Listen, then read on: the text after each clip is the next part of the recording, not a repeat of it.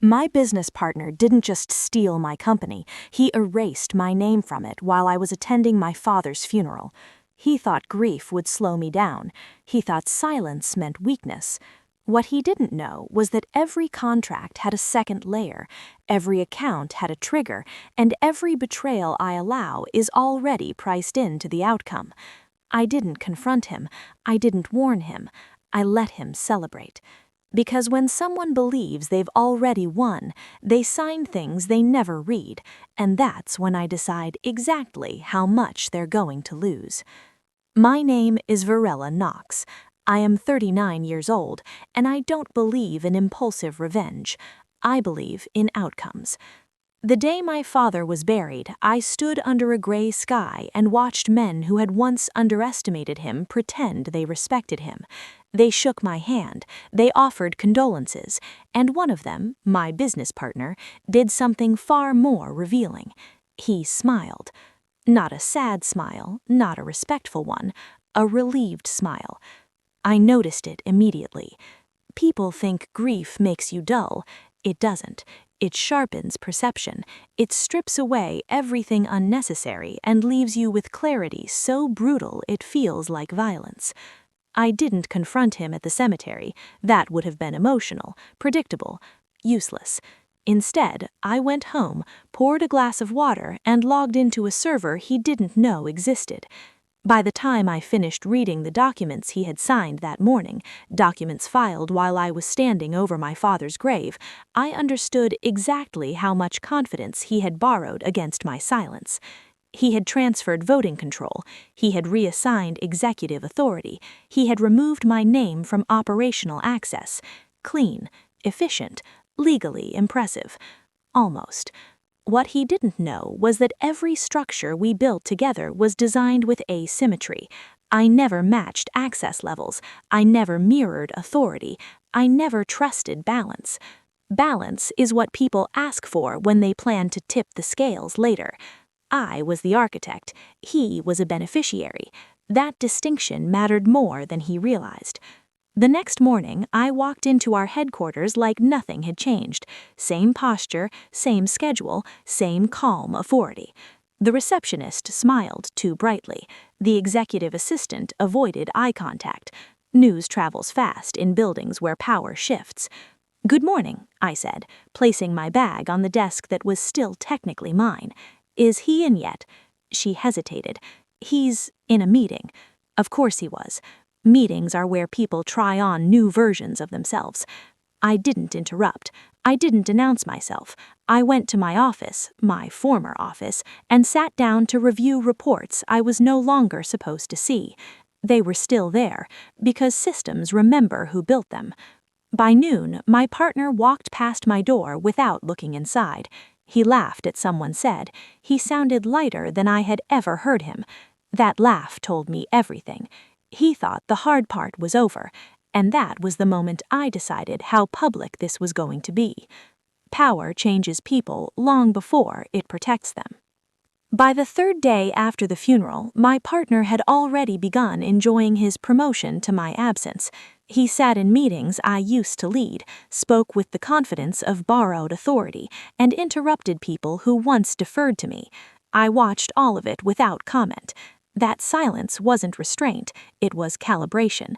He changed small things first, rebranded presentation decks, adjusted reporting schedules, replaced my assistant with someone loyal to him. None of it mattered. What mattered was how quickly he stopped checking whether I noticed. That's the danger point. When people believe you're neutralized, they stop protecting themselves. I let him believe that. I attended meetings, I listened, I nodded, I asked questions that sounded cooperative and harmless. I let him explain decisions to me as if I were no longer part of the equation. "You'll have less stress this way," he said, leaning back in his chair, "after everything you've been through." I smiled. Stress isn't what breaks people like him. Exposure does. While he adjusted public-facing authority, I adjusted systems. At night, from my apartment, I logged into accounts that hadn't been touched in years. Not hidden, forgotten. Legacy access paths I designed when the company was still small, when no one thought redundancy was necessary. I didn't move money. I didn't reverse decisions. I observed. He rerouted vendor contracts to companies he had personal ties to. He fast-tracked a partnership that looked profitable on paper but bled operational control. He approved expenses that had nothing to do with growth and everything to do with image. Each choice told me something about how he planned to rule. Short-term confidence, long-term negligence. I documented everything, not emotionally, not vindictively, but clinically. Dates, authorizations, justifications, the language he used when questioned. Language matters. People reveal intent through phrasing long before they act. By the end of the week, he invited me to a private meeting. He wanted us aligned, he said. This transition only works if we trust each other. Trust. That word always appears when someone needs your consent without scrutiny. I agree, I said calmly. Clarity matters. Relief crossed his face. He slid a folder across the table. Inside were revised governance documents, cleanly written, strategically framed. They reduced my influence to ceremonial relevance. He watched me as I read. I let the silence stretch just long enough for him to grow uncomfortable. Then I closed the folder. This looks efficient, I said. I'll review it. He smiled again, that same relieved smile from the cemetery. Efficiency was his favorite word. He didn't notice that the documents he asked me to sign triggered a review protocol embedded in our compliance architecture. A protocol activated by his own consolidation of authority was doing exactly what it was designed to do, mapping risk to the individual who insisted on control. The following Monday, he announced a strategic town hall. He wanted visibility, validation, applause. I sat in the front row and watched him sell a future he didn't understand. When he finished, the room applauded. I clapped too, because the trap was no longer theoretical, it was operational. It was irritation. He began snapping at people in meetings, cutting explanations short, demanding results without asking the questions that produce them. Power, when borrowed, creates impatience. He wanted outcomes without understanding the systems that delivered them. That impatience was useful. I triggered nothing publicly, no reversals, no confrontations. I let the company move forward under his guidance, exactly as he intended. But beneath the surface, the architecture responded. Vendor payments he rerouted began flagging inconsistencies, not failures, delays. Compliance checks he dismissed as bureaucratic noise escalated quietly into audit queues. Attention is expensive. He noticed the symptoms before he understood the cause. Why are approvals taking longer? He asked in a leadership meeting. No one answered immediately. Silence in rooms like that doesn't mean ignorance, it means calculation. I'll look into it, someone said. I already had. The review protocol embedded in our systems, activated by his own consolidation of authority, was doing exactly what it was designed to do, mapping risk to the individual who insisted on control. By the second week, legal asked for clarification on decisions he'd signed off without consultation. Finance requested justification for expenses that had been waved through with confidence, but no documentation. He assured everyone it was under control. That word again, control. He invited me into another private meeting. This time he didn't smile. There's a lot of noise, he said, unnecessary scrutiny. I tilted my head slightly. From whom?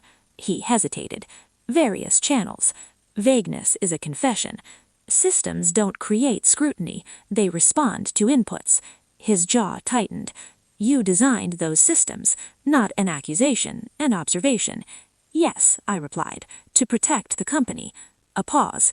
And me? He asked. That was the first time he asked the right question. They protect whoever carries responsibility, I said. That's how governance works. He studied my face, searching for something. Anger, perhaps, or threat. He found neither. I need you aligned, publicly, he said. There it was. Narrative management. Of course, I said. Alignment matters. Relief flickered across his expression, followed quickly by suspicion. He was beginning to understand that certainty had left the room, but not enough to know where it had gone. The following Friday, an internal memo circulated announcing a review of executive decisions during the transition period. Neutral language, procedural framing, no names attached, but everyone knew. Whispers moved faster than emails. By Monday, investors began asking questions, not aggressively, curiously. Curiosity is worse. Curiosity invites documentation. He scheduled another town hall. This time, the applause was thinner. I watched from the side as he spoke about vision and resilience. His voice carried, but it didn't land. People had begun listening differently, not to the words, but to the gaps between them. Afterwards, a senior manager approached me quietly. "Are you back?" she asked. "I never left," I said. She nodded once. Nothing more needed to be said. By the end of that week, legal requested an external review. Finance froze discretionary spending pending clarification. Compliance expanded scope. All of it procedural. All of it justified. All of it centered on his name. He stopped sleeping. I knew because his emails arrived at irregular hours, tone shifting from confident to curt to defensive. He asked for meetings and canceled them minutes later. He attempted to delegate authority that he had already centralized, discovering too late that systems don't forget who insisted on control. On Friday evening he called. "I think we need to talk," he said. "We already are," I replied. Silence. "I didn't expect this," he said finally. "That's usually how leverage works," I said. I ended the call before he could respond. Because the narrative had cracked, and once that happens, the fall isn't dramatic, it's administrative. The change became visible the moment people stopped looking at him for confirmation. That's how power actually moves, not with announcements, not with votes, but with attention. Once attention shifts, authority follows, whether you consent to it or not. The first board meeting after the review expansion was quiet in a way that felt deliberate. No side conversations, no casual laughter. Everyone waited. He arrived early, sat at the head of the table, arranged his notes with care that bordered on ritual. Preparation is comforting when certainty is gone. When I walked in, conversations paused, not out of respect, but recalibration. Chairs subtly angled in my direction. Eyes tracked movement they hadn't acknowledged openly in weeks. He noticed. He spoke first. "We're navigating a period of adjustment, temporary scrutiny, normal growing pains." No one interrupted. That was the problem. When confidence is intact, people engage, they challenge, they debate. Silence means they're listening for mistakes. He continued, voice tightening as he went. Metrics, forecasts, explanations layered over explanations. Each sentence worked harder than the last. When he finished, the chair of the board spoke, not to him. "To clarify," she said calmly, turning slightly toward me, "the governance review was triggered automatically, correct?" "Yes," I replied, "by consolidation of authority." A pause. "And responsibility?" she asked. "Follows authority, as designed." No accusation, no dramatics, just structure. He leaned forward. "This is being misinterpreted." No one responded immediately. Then legal spoke. "We've identified exposure linked to several decisions made without cross-functional review." Finance followed. "Cash flow is stable, but discretionary approvals require explanation." Compliance closed. "External regulators have requested documentation." Each statement was factual, procedural, unemotional, and each one circled him more tightly. He looked around the table, searching for alliance. He didn't find it, because people had already done the math. He tried once more. "This wasn't my intention," he said. "We moved quickly because we had to." Speed is persuasive when outcomes are positive. It's damning when they aren't. "I agree," I said, finally, speaking again, calm, measured. "We did move quickly." Every head turned.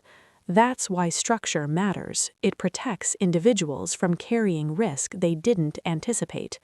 He stared at me now, not with anger, not with disbelief, but with recognition. He understood. too late. The chair nodded once. Effective immediately, executive authority will be redistributed pending review outcomes. Not removed, redistributed. Language matters. He leaned forward, then closed his mouth, because there was nothing left to argue that would make things worse. After the meeting, people approached me quietly, not to congratulate, not to apologize, to realign. "I didn't realize how much weight you were carrying," one said. "I thought the change was permanent," another admitted. "I'm glad you're back," a third offered cautiously. I accepted each comment with the same response. A nod. Nothing more. Because dominance doesn't need reassurance. That evening, he emailed his resignation. It wasn't dramatic, it wasn't defiant. It cited personal reasons and a desire to support stability. Stability, that word always appears at the end. I didn't reply. I didn't need to. By the next morning, my access was fully restored, not ceremonially, not announced, but operationally. Systems recognized continuity long before people did, and the company moved forward. Quietly. I didn't attend his farewell. There was a small gathering in one of the conference rooms, coffee, polite smiles, the usual language about contributions and future endeavors. I was aware of it because someone asked if I would say a few words. I declined. Not out of bitterness, out of precision. Revenge requires presence, replacement does not. By the time his resignation became official, the company had already adjusted. Access levels rebalanced themselves, reporting lines corrected, and decision-making returned to its original architecture, one designed to endure, not impress. No one needed instructions. Systems rarely do. The board reconvened the following week, not to debate, not to assess damage, but to confirm what had already become operational reality: continuity. That was the word they used. Not restoration, not reversal. Continuity. They spoke about confidence returning, about partners feeling reassured, about how quickly things stabilized once ambiguity disappeared. Ambiguity had never disappeared, it had simply changed ownership. When they offered to formally reinstate my authority, I accepted without ceremony. No speech, no acknowledgement of what had transpired. Power is most convincing when it doesn't seek validation. Later that day, I walked through the office alone. People looked up. Some smiled, some nodded, others pretended not to notice, but their posture told the truth. The building felt different now, quieter, aligned. Not because fear had replaced him, because predictability had. I stopped by the office that briefly was his. The door was open, the desk was cleared. No personal effects, no trace. He had exited the way he entered, confident that structure would adapt around him. It had, just not in the direction he expected. That evening, I reviewed the final compliance reports. Everything closed cleanly. No scandals, no headlines, no aftermath for anyone to dramatize. That was intentional. Ivory Revenge isn't loud. It doesn't need witnesses. It ends with balance restored and lessons learned by those who pay attention. I poured a glass of water and sat by the window, watching the city settle into itself. Lights flickered on, traffic moved steadily, life continued without pause, exactly as it should.